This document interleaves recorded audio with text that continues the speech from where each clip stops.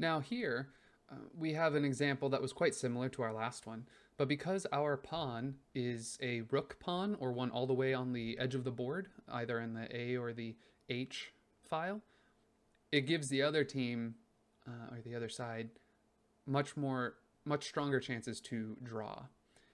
We saw how before we won, or white won in this scenario by pushing the king to the other side of the pawn. However, here, the king cannot go to the other side of the pawn because it's the edge of the board. So if we push our pawn forward, this king is stalemated.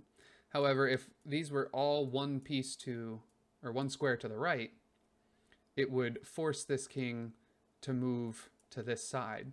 And now we win because we've defended this square with our king. Soon our pawn will turn into a queen and we win the game. So just beware of this, that you have to be very careful with your rook pawn getting to the end. It's likely to give the other side a draw. And if you are on the back foot, if you're playing from behind and you know that you can trade enough pieces down so that the other side will only have a rook pawn, know that that gives you much better chances to draw than if you have pawns in the middle. It's important too to think about how valuable your king is. In the beginning of the game, we're very concerned about our king's safety because if it becomes in danger, we can quickly lose. But as many pieces come off the board, the king becomes a lot more safe and is very powerful, certainly as powerful as a bishop or a knight. So we want to make sure that we work to centralize it, to bring it to the center of the board, just like we talked about in our opening principles. We also want to know what material can and cannot checkmate another king. Of course, if the only piece we have is a queen, we've seen we can checkmate with that. Also two rooks or a single rook. It's also important to know that if you have two bishops, you can checkmate with that because they offset each other's colors. They can cover all the squares.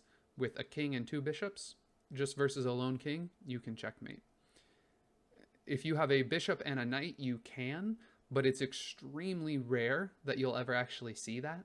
And so don't worry about studying it until much later on. Now, a single pawn cannot checkmate a king unless it can promote, as we have looked at.